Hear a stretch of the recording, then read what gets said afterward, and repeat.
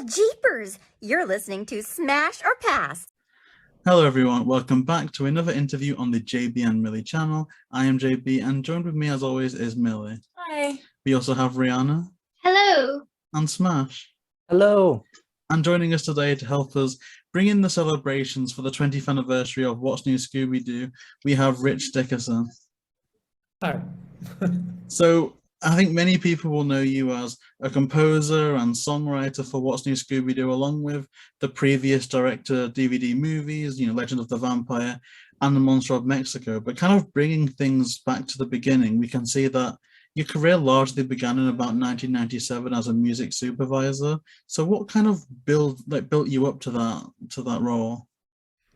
Well, I played in a band for most of my life. So then, and that was in New York. So when I moved to Los Angeles, I I didn't want to do anything creatively. I was just done. And I wanted to get on to the, like either A&R position or something, publishing, something.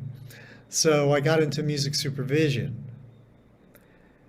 And to make a long story short, worked my way up and got on a film called In Too Deep, and then something else, I forget, and then Queen of the Damned. And then a friend of mine, a producer friend of mine, called me and said, "Hey, we're looking for somebody to be the head of music for an animation company called Icebox.com." So I took the interview and I got the job, and it was because I knew a lot of composers from working at the publishing company. And so anyway, it was great. It was a great job, the people were so much nicer in animation and just in general. And it was a really good time.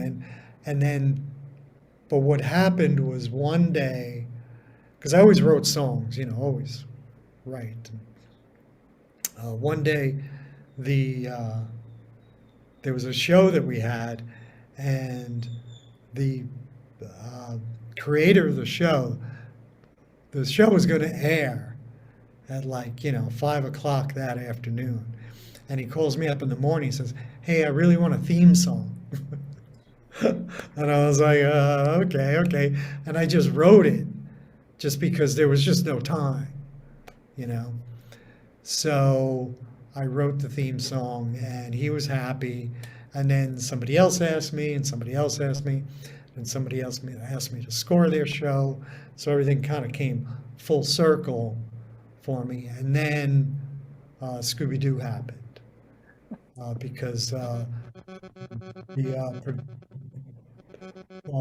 think it was the VP of production went over to Warner Brothers, and he said, "Hey, I like everything you were doing at over at Icebox. Why don't you come on over and just take a meeting? Just take a meeting." So I was like, "Yeah, sure." So I went over and I walked into this, room about 5, 6 people. And I did this, blah, blah, blah, blah, blah. This is what I do. And this doesn't happen anymore, by the way. And they slid across the table like a cassette, video cassette. And they said, "Well, we're doing this Scooby-Doo movie music." So it was that easy. So they liked what I did on that, and they immediately put me on. So that was Legend of the Vampire, and then they immediately put me on Monster Mexico. And then right after that, they said, "Hey, we're going to be doing a series," and they hadn't done a series in 30 years for Scooby Doo. So, so they said, "Well, we'd love for you to do the series. And so that was great, and I was really thrilled about that. And then the executive producer, Christopher Keenan, called me into his office one day, and he said, "Hey, I really like the songs that you were writing, in addition to the score, the songs that you were writing for the movies, because I would write all the songs in the movies." And he said, "I have all these other companies that are trying to, get in." He said, "But I like what you did, so I want to give you first crack." So I was like, "Okay." And he said, "The name of the show is What's New Scooby Doo." Now, I had been writing this other song, that I felt had the best chorus I'd ever written, but I could never figure out the verse. But I had this really great, I felt was a great chorus. It was like, when I'm talking to myself and there's you and no one else, and my colors turn to blue, when the daisy petals fall and there's nothing left at all, I'll remember you. Right? That's what I have. And as soon as he told me, I was like, oh no, like my hit song is gonna become a theme song. But by the time I got to the parking garage, I had the whole song written in my head.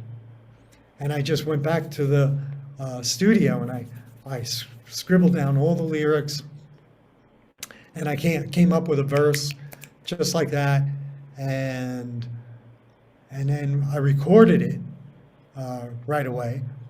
And then back then you had to send everything via messenger, so I had to like get a messenger to send it over to Warner Brothers. And he did, but all in the same day. And Christopher called me and he goes, "I don't know how you did it so fast." He goes, "But I love it." So that's how that went. That's absolutely incredible. And it seems that, that love of music did start off really early on, like you're saying, always kind of been in bands and that kind of thing, to then lead through this incredible career that you've had, and, making music that's been so impactful and so memorable throughout, all the series. I think kind of the What's New theme song is one of the first kind of musical things we think of when someone mentions Scooby Doo. So Yeah. it's just been incredible. And kind of growing up, kind of early stages, like I said, there was always that kind of like love of music. You said you'd always been in bands and that kind of thing. But was there any kind of movies or episodes that you watched that you particularly enjoyed the music of, that you always kind of feel like inspired you in a way? Yeah, I can remember, actually, I was just thinking about this the other day. I can remember the first time that I recognized as a little kid, like recognized music. Because for some reason, it's just, in the cartoons, it just kind of, I don't know, you're a little kid. But it was Top Cat. And I don't know, it was like, da da da da da da da da da da da da da da, right? And that's what I was like, oh, there's music here. And then I started, then the Flintstones, and then Johnny Quest was one of my favorites. So to this day, I want to do the remake of Johnny Quest if I ever got the chance. But yeah, so that would be, Top Cat was my epiphany. I love that. Top Cat. I love that show too.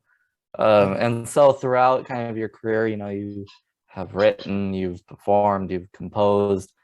Was there one thing that you wanted to do and then everything else kind of snowballed, or did you always kind of want to do it all?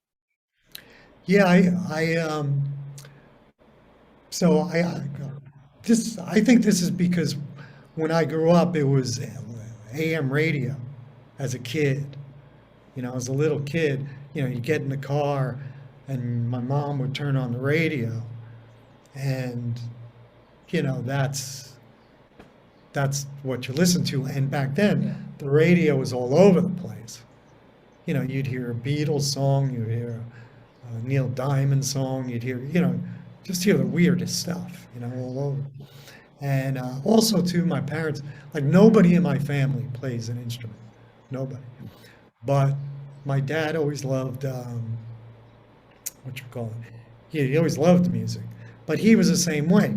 He would have like, and he would play music on Sundays because that was like his day off. You know?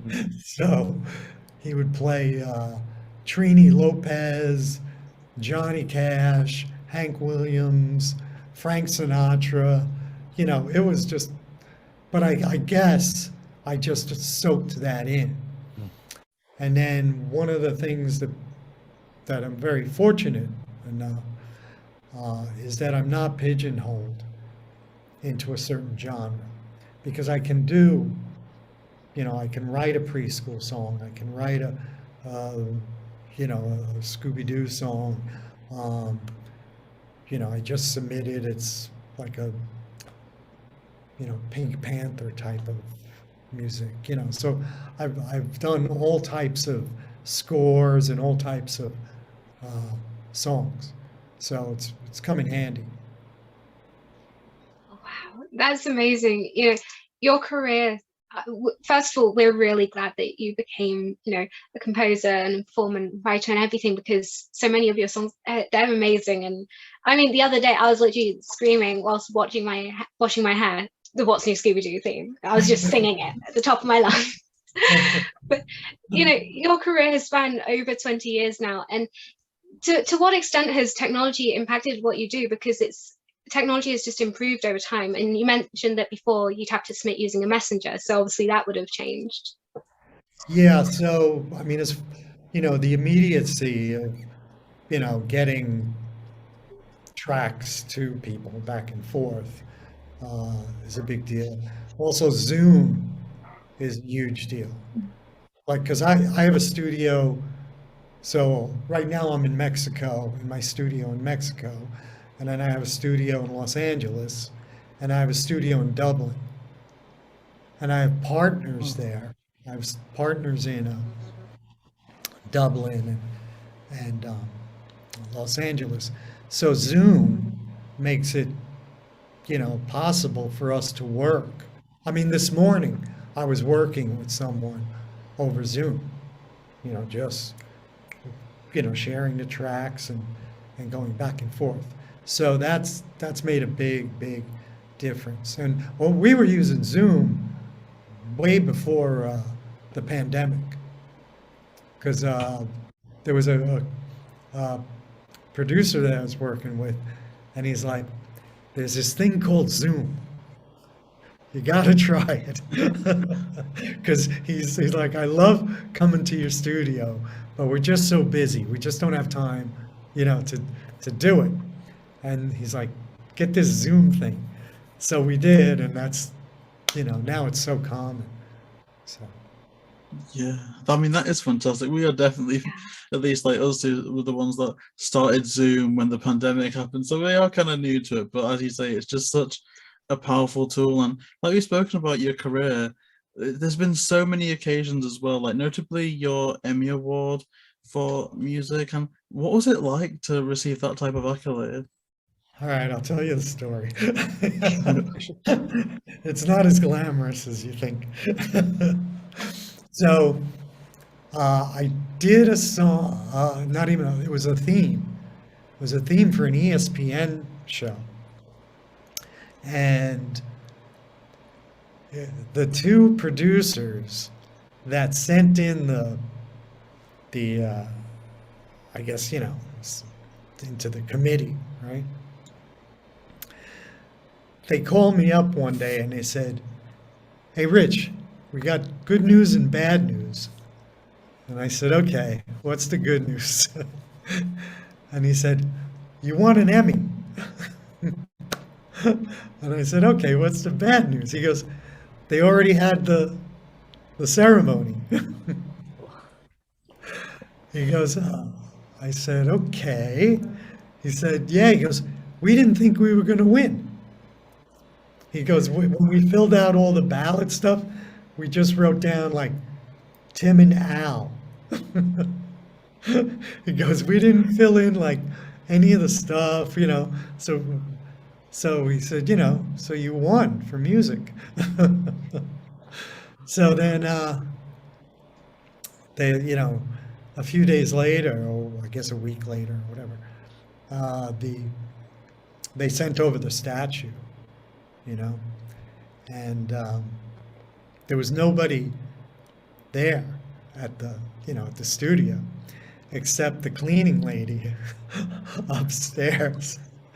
So she says, "Oh, you know, there's a package for you." So I go upstairs and I see it, you know, and it's big, you know, and she's at the kitchen, you know, cleaning with her back to me, and so I open it, and it is like, you know, it's pretty awesome because it's like, you know, it just sounds like that. And I open it, and a lot of emotions were going through, you know, my parents and stuff like that. But I pick it up and you know, I'm looking around and I go, "Hey, look." And she turns around, she goes, "Very nice." And she goes back to cleaning.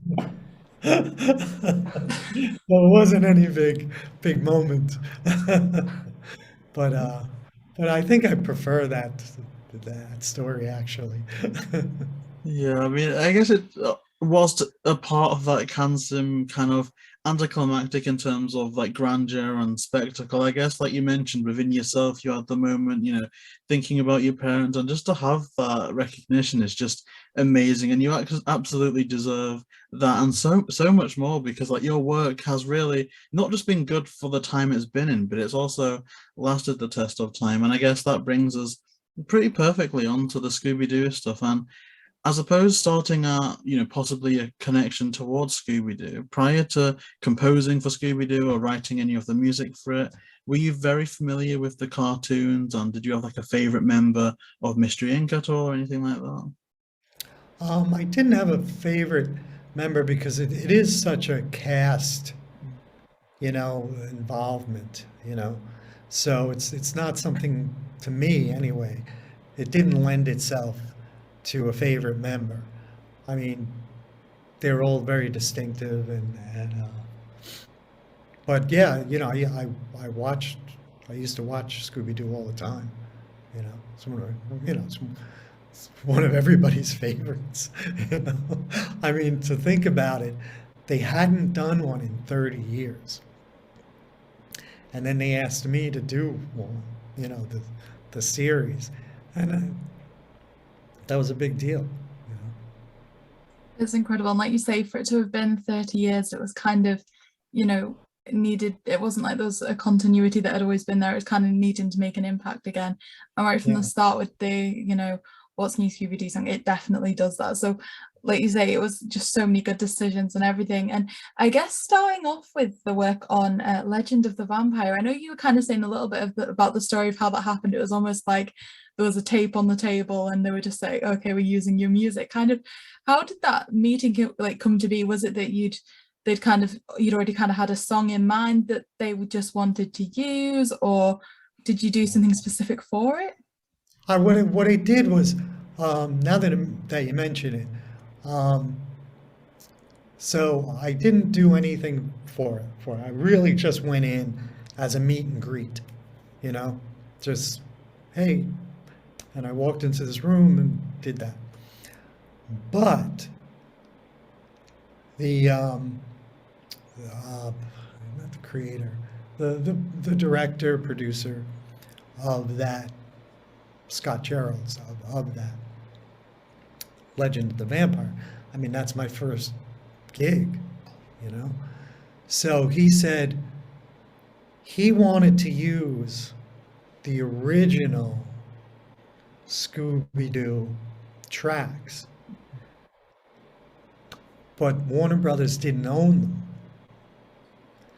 So Hanna-Barbera owned it, right? So the licensing of it was extremely expensive. So it was cheaper to get somebody, you know, to do it. But that really broke his heart, right? Because he was just like, you know, that was like his dream, was to do this. But what I did, and this is without even meeting him, I hadn't met him yet. I just got hired. And I did the research. I knew, you know, what he wanted. So I did the research. I don't even remember how, because, you know, there's no internet really back then.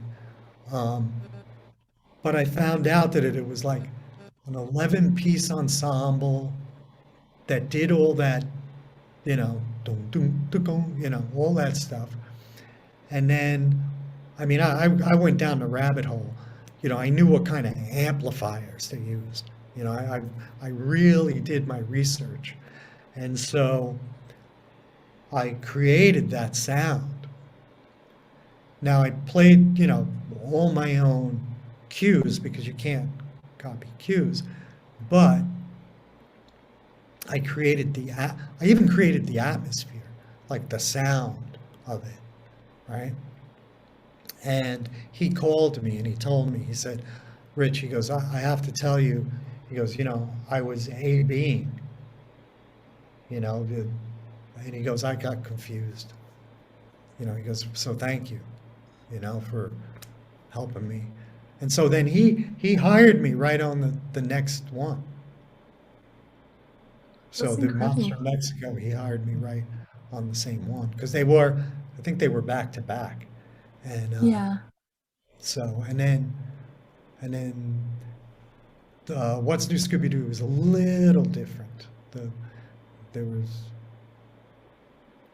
there was different notes, because it was more, you know, now you had like Warner Brothers, network executives, and the production team, and there were different things that they wanted, you know, and I could, you know, it was a rock score, it was the classic, you know, Scooby sound.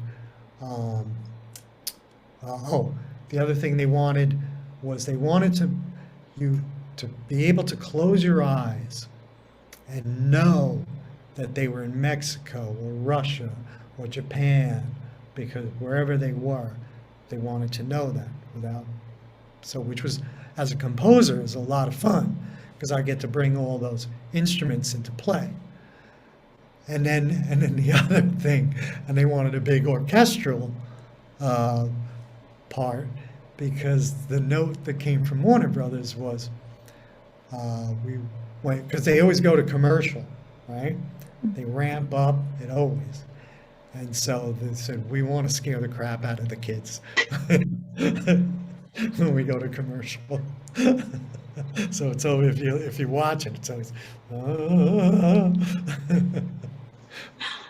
Oh gosh, that's incredible. And you know, amongst theme songs and everything, there's also some, you know, incredible songs that I think it's fair to say we've all been singing when we've been rewatching the movies for our reviews. I've found myself singing some of them on the way to work. And taking a look at sites like Scooby Fandom and IMDb, they both IMDb says that you for The Legend of the Vampire did Getaway Yet, and Scooby Fandom also says that you did Got to Go. Do you remember doing both those songs? oh yeah, I did a lot of songs. One of my favorites is Hong Kong Holiday. Because you know what it was the first season, they didn't pay much attention. They just were like, well, Rich, you know, you write the songs, right? So it was a lot of fun. Like, you know, by the way, I'm not good with IMDb. I don't even know how it works. But so yeah, I wrote a lot of Scooby songs. But then the second and the third season, they were like, oh, we can promote some bands. But they let me do like two songs a season. So I wrote some Christmas songs that I really am happy about. I got Julia Fordham and Jonathan Rice to sing a really beautiful song called Merry Christmas Day. What's the one with the Halloween song. Mm, Yeah, I can hear it in my head. gotta go. I don't know. There's a bunch of songs. I'd have to, I don't know, pull up some. And going into any of those, whether it be for the movies or the series, did you get any brief for the song, or did they just kind of say go for it? Just kind of go for it. Just Yeah. take it. Yeah. Yeah. It was like That just must have been fun then. Oh yeah. It was a lot of fun because we were allowed to I was allowed to like just, take a look at the scene Mhm. and go. I could really just use my imagination. I remember Christopher asking me one time, he's like, how do you write the songs and write the score? How do you do? And I don't know. To me, I was like, I don't know, usually in the shower.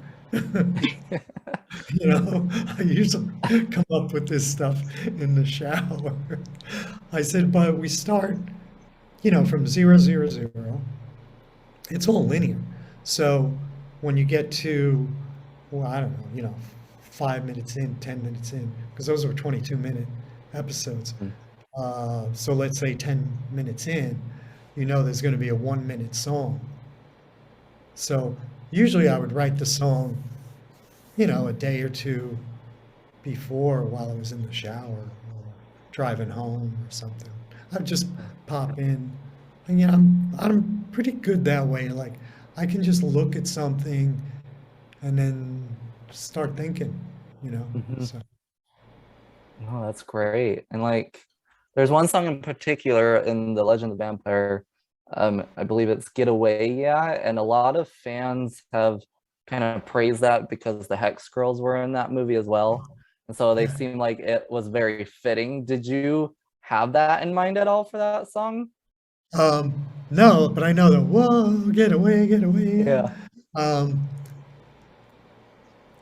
Yeah, again, it's like, look at it and go, Yeah. oh, all right. Yeah, I don't know. Just come up with the idea for, they got to get away. Mhm. Yeah. Yeah.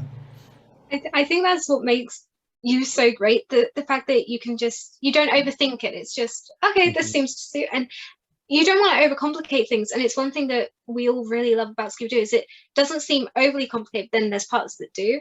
And I guess for either Legend of the Vampire or Monster of Mexico, were there ever any songs or possibly a score that you wanted to include, but it had to get cut? The only song that ever got cut, and it ended up in a DVD, I think, and it's one of my favorite songs. It really is one of my favorite songs. It's All the Pirates Sing, Ah. or, Yes. and I sing a lot of those songs, and I got to sing that one, and that's one of my favorite songs. And so for some reason, they couldn't get it in because it was on a DVD. Unless I'm mistaking it for something else, No, but I yeah, they think, put it in the bonus features, I think, Yeah. of the Pirates Ahoy That's movie. Ahoy. Uh-huh. yeah, that's it. Yep. That's it. Yeah, so that's what happened. But that was supposed to be in the show.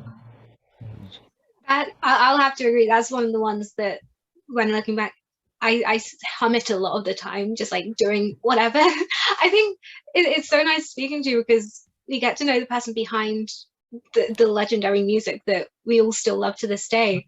And I guess transitioning a little bit more onto Scooby Doo and the Monster of Mexico, we recently had the pleasure of speaking to Douglas Wood, who actually wrote the movie.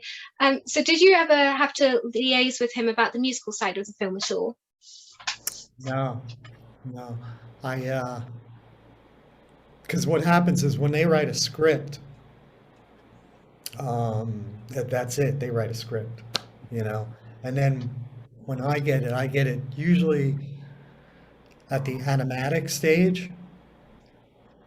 So everything's been, all the dialogue has been done, usually. So I don't really, and it's weird because I have a lot of writer friends, you know, but no, I don't know that. Yeah.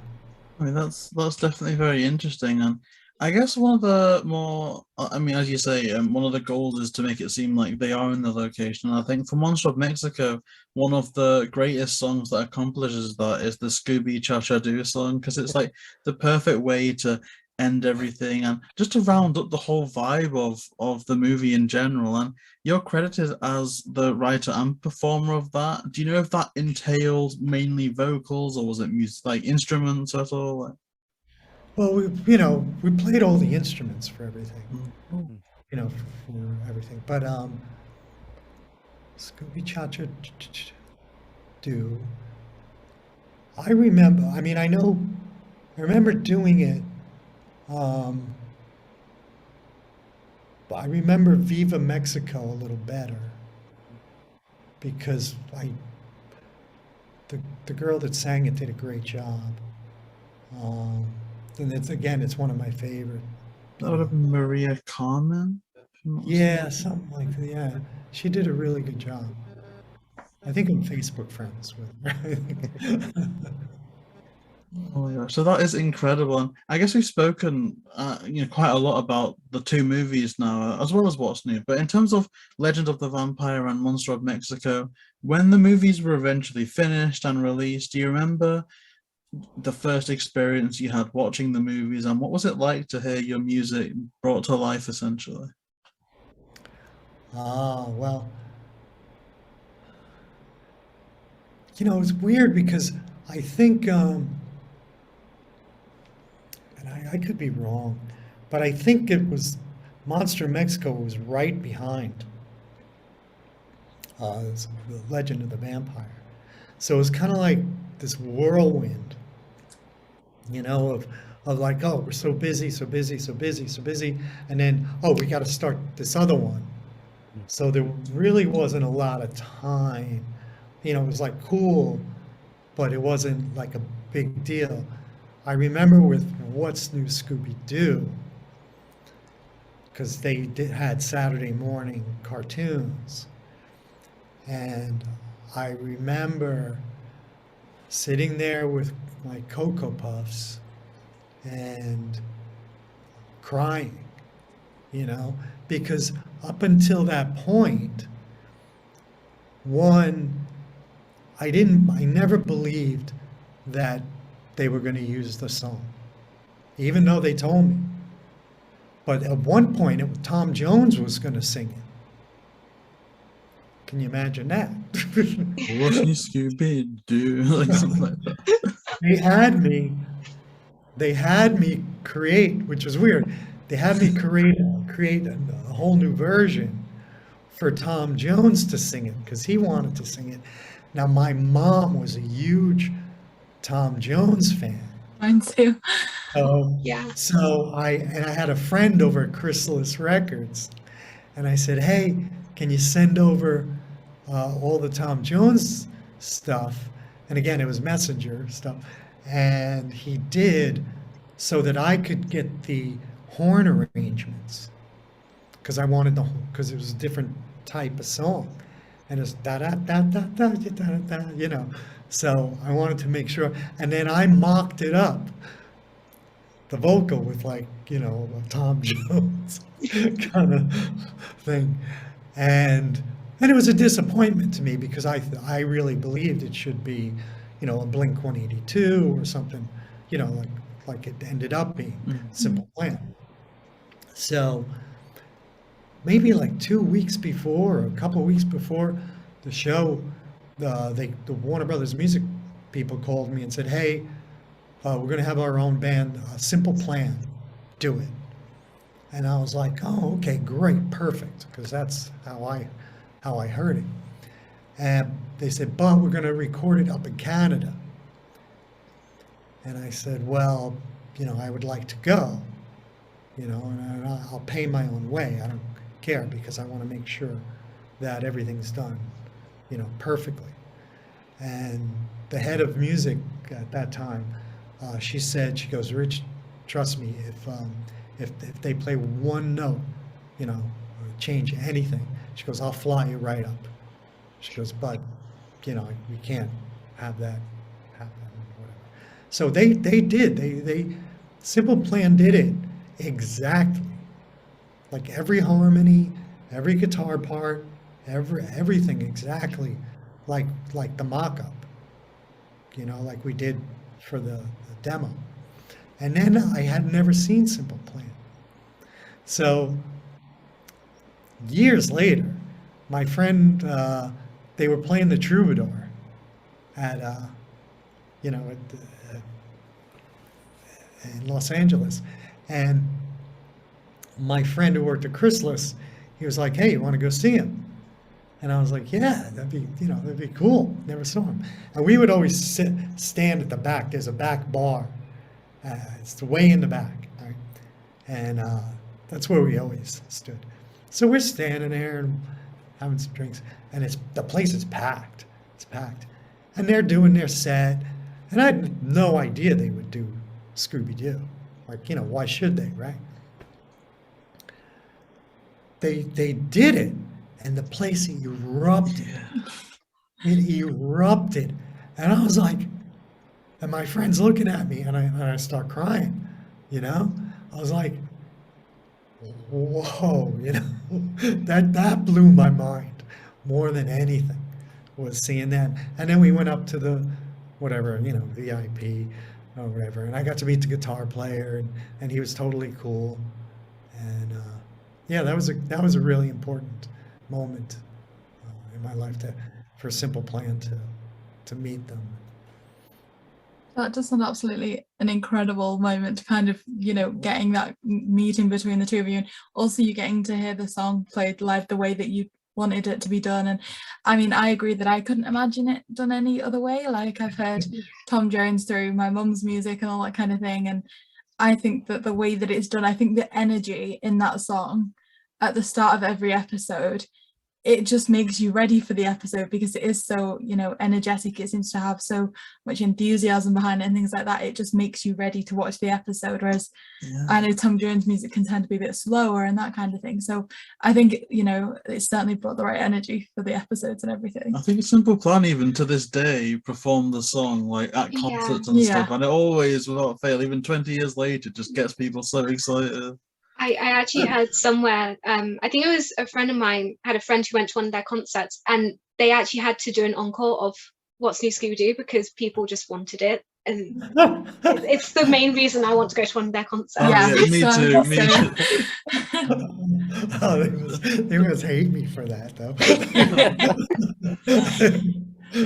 I mean, you certainly were part of, you know, one of the best eras of Scooby-Doo music, and so many people want to see kind of more things like CD releases and things like that from that time, because obviously the music was always part of movies, and unfortunately something Scooby-Doo's never done much of is releasing CDs of the music that goes alongside it. And What's New was, for me, the best era for music and that kind of thing. So was there ever any conversations about releasing things like CDs or anything like that alongside the episodes or the movies?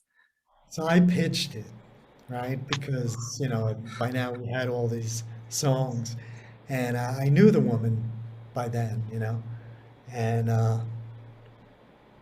you know, I was like, you know, it'd be simple for us, you know, to assemble it, you know, and you know, put it, you guys put it out there. And she's like, yeah, you know, we've pitched it a couple times and nobody wants to do it, and blah, blah, blah. Very Hollywood type of thing, you know. So I was like, that's crazy, you know.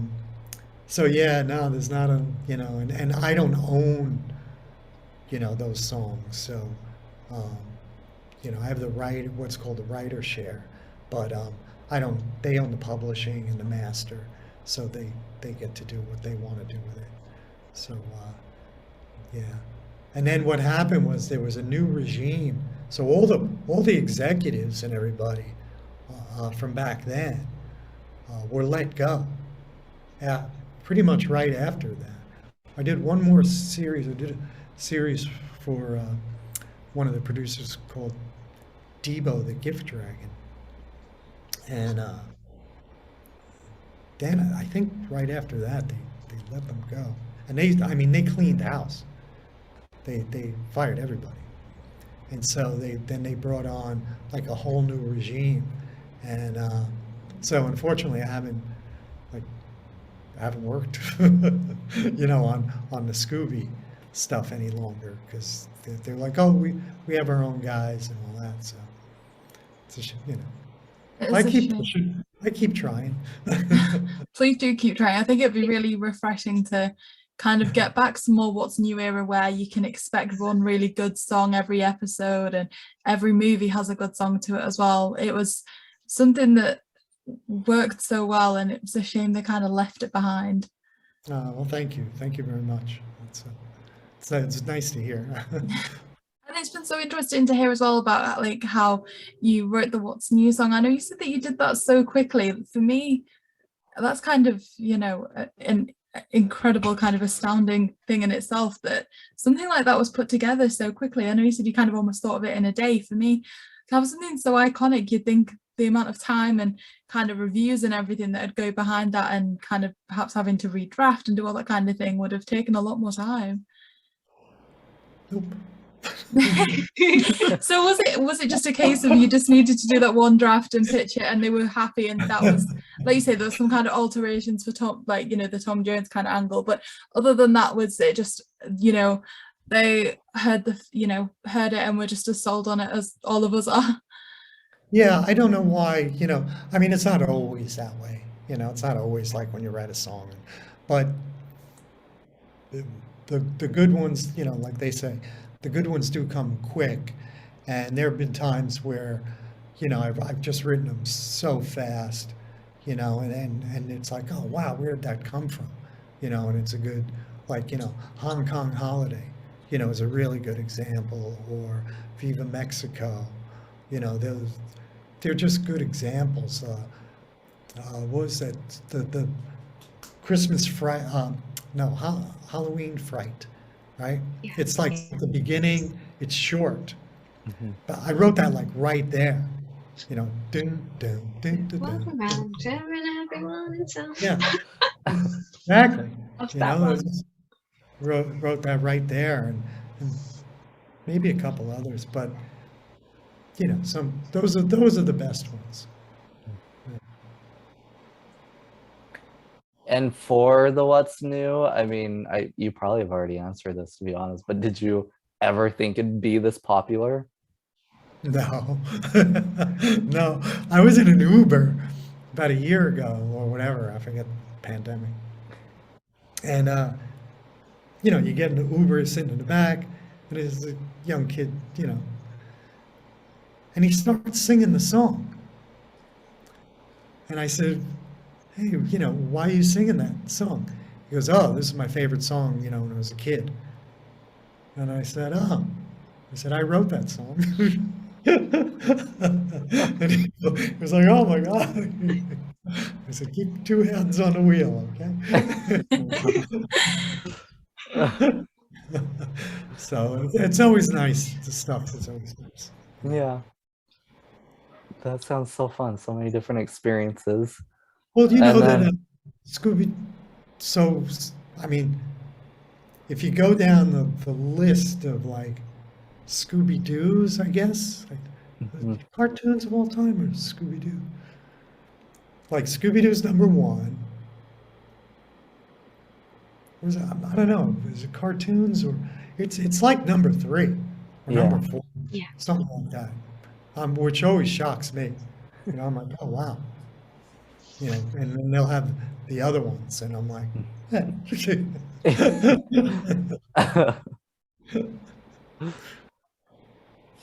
And so for like with What's New, because they were in so many different locations stuff, what was that like for you to kind of, okay, they're in this location, I gotta make it sound like they're in that location? Was that really fun for you to do? Yeah, because it was a lot of research, Yeah. because okay, just different instruments you might not have, used before, hurdy-gurdy or bit-a-bow, or, these different instruments. So yeah, that was one of the most fun parts of Scooby Doo, was trying to figure out, okay, we got the typical stuff, right? But you don't want to go typical all the time. So what's some of the more obscure instruments, and and that's all just research.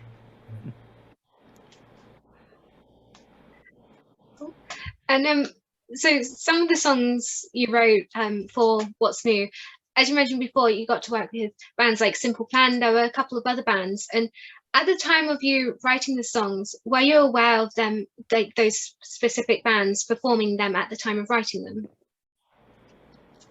No. This brings up a good point. Oh God, I'm terrible with names. He's a real famous guy on, it's not The Voice. It's Adam, Oh, he's in a huge band. is it Adam Lambert? No. Adam Maybe it's Levine. Levine, yes, Levine. So, trying to think. Yeah, Gotta Get Away. Yeah, I think it's Gotta Get Away. Yeah. No, that's oh no, the snow one. Jeez. So he was going to sing it before Maroon 5 Yeah. was big, and I had all the paperwork. He was coming down like the next day, and his manager was into it. They were all happy, and he literally got the flu. I mean, he really, really had the flu, and he was so disappointed, because he was psyched to be on a Scooby Doo, and what was the name? I'm sorry, I can't think of the name of the song. Was that from episode 1? I think it's from the first episode. Yeah. Yeah, I think so. What was the first episode? There was a Snow creature, like yeah. there's And then there's a montage, the chase. Yeah. And what is that song? He was supposed to sing that, and then Oh, that's it. Rad Rad World. Is it Yeah. Yes, it's a great song. I feel so bad though. Like it's literally, it's in the moment. Like I panic. And I'm like, oh my gosh, everything I know is just gone. I just besides Scooby Doo, I've done like tons of other stuff. So it's like Rad Rad World. So it was supposed to be him, and he was nobody. I had like the DVD. I'm sorry, the CD that was on a black label. I forget the name of the indie label that he was on, and I used to listen to it all the time. I thought it was great. So it was supposed to be him, but I forget what's the name of the band, and I think it was from a favor that I called a friend who worked for a punk rock label, and she was able to get me in touch with them. Whoever, I forget who the name of the band. Sebastian Robertson is who ended up doing it. Okay. Yeah. That's so interesting. And I guess sticking on What's New Scooby Doo for a little bit longer. Let me just. That's not Sebastian Robertson, I don't think. Oh, is that information wrong? Uh-oh. Yeah, because Sebastian Robertson is Robbie Robertson's son from the band. Okay. And he did another song for me because I knew his sister. So I don't know how all these things come out, but yeah, it was like two names, like Joey and I don't know, whatever. Storm, that type of thing. Anyway, go ahead. I'm sorry I interrupted you. No, it's okay. It's really interesting to see how everything turns out, because everything happens for a reason, and we can't imagine any other version of these songs. So we're definitely glad that however everything happened. It happened for a reason, and it's made memories that we'll never forget. And so do you have a favorite memory from working on What's New Scooby Doo? Well, I'll tell you, yeah.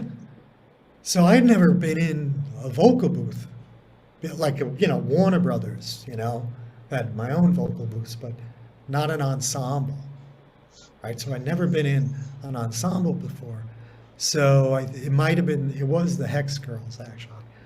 And so I had to go in and you wait until the song comes up, or they do it last. And so what was interesting is they all do it together. So and then Fred does, Frank Welker, right? He does Scooby and Fred. And he doesn't, like, if they have back-to-back lines, he switches like that. Yeah, he doesn't take a break. He's been doing it so long. Yeah. So he's just got it down. And so that was amazing.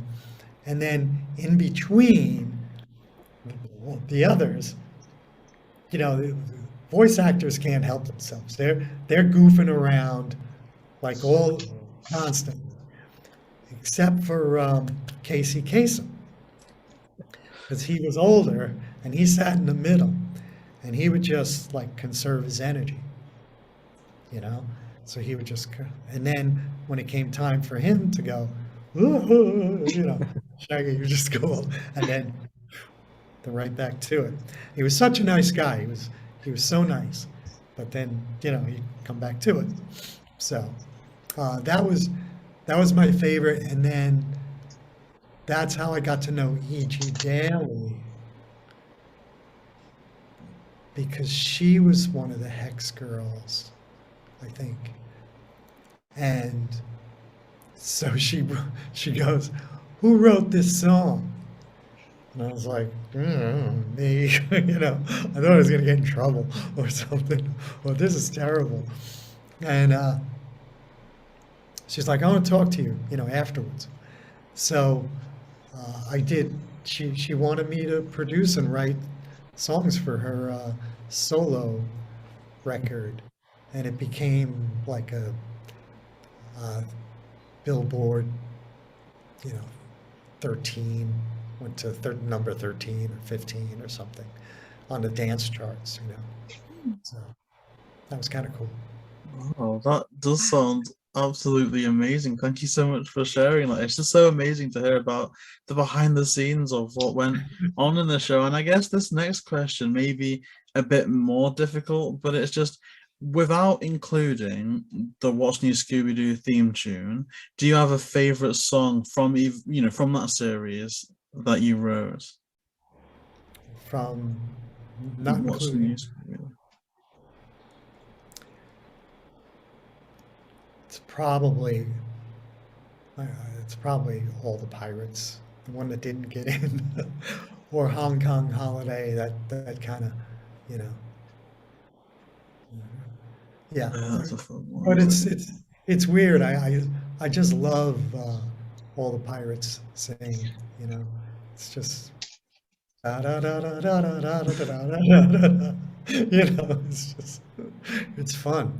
It's just so fun, and it's just so incredible how the whole entire work of that you did with Scooby, be it the movies and the show, has stood the test of time. And we're now literally, I think it's the 14th of September of this year marks the 20th anniversary for the whole show's first air date. So what does it feel like to be part of a show that has, remained loved after 20 years and will be loved in hundreds of years to come?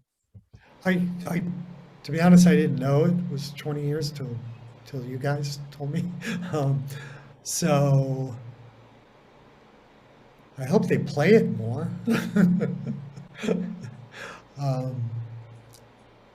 Yeah, here's something about being a composer. Like, all of that is lovely, right? It's truly lovely, and and I wouldn't trade that for anything if that was the only thing that I had to do. But, you know, to keep the lights on and keep it going, you have to hustle. See, I don't use an agent. You know, I don't have an agent. I've never had an agent. So I have to network, you know, I have to meet the producers. I have to do everything I can, you know, to meet the new people and keep that going. And it's, you know, it's not easy, you know, that's the hardest part, you know, is just trying to keep that going. So that's probably the toughest thing. So, yeah. Thank you so much for sharing that with us and for all the time you've spent with us today as well. Just kind of wrapping up a little bit, I just would like to ask, obviously, like you said, other than Scooby, you've had an incredible career with so many other projects and things involved in that. And is there anything upcoming that you can share with us? There's a couple. One, I hope it plays more than China, but it's called Kung Fu Hua, and it's very, very good. It's very good. And the other one that'll it's already playing in Australia, and it'll make it somewheres here. It's called Frenzy Space. If you can, it's so well done. The animation is incredible. The animation is incredible. The writing, the casting, you know, musically we had a ball, you know. So Frenzy Space is probably the best, you know, between those two. But Frenzy Space is just kind of all over the place. It's about these kids that there's 3 kids, and they're human kids, and they get, you know, and they're all in their different homes, and then every episode they get sucked up to go into the spaceship, and there's a dog, and it's Space Bot, because he's a bot also. And what they do is they go around the space cluster, making friends with alien friends. And they take on all shapes and sizes, and some of them are just so funny. It's one of my favorite shows I've worked on. That's incredible. We'll definitely be on the lookout for that. That's awesome. We'll look out for that, and we'll have to start some type of campaign, as you said before, to get you on like a future Johnny Quest thing, because that would just be I think that would be the perfect project. I can just imagine it all now. It's just wow. Yeah, I was like hoping, you know, before I die, you know, I would love to be on a Johnny Quest. Hopefully it happens. Yeah, certainly. Yeah. And can I ask, is there anywhere that people can keep up to date with your work? Do you announce anything on social media? Do you have a website we can share? Yeah, it's well, the website is, pull out my business card. Rich Dickerson composer.com. That's great. Thank you so much. We'll be sure to put that in the description below for everybody to, you know, kind of keep up to date with everything that you've been doing. And I think that kind of wraps up all the questions we had for today, I think. Yeah, JP. that is perfect. Thank you so much for speaking with us today. It's just such an honor to have you here and to talk to you. It's like childhood goal, adulthood goal, like complete. And maybe one day, fingers crossed, if I get to an age where I start to forget things, someone can show it to me and I'll get all excited again. So like, honestly, the What's New theme song for you, JB. This has been so incredible. And you know, huge thanks to you for being here, and huge thanks to everyone for watching this today and helping us celebrate the 20th anniversary of What's New Scooby Doo. You can have all of the links to Rich Dickerson's website and information in the description down below, along with Smash's YouTube channel and social media, and of course Rhianna's social media as well, and our link tree if anyone wants to keep up with that. So if you do want to see this and more, then please like, comment and subscribe to JB and Millie, and we'll see you next time.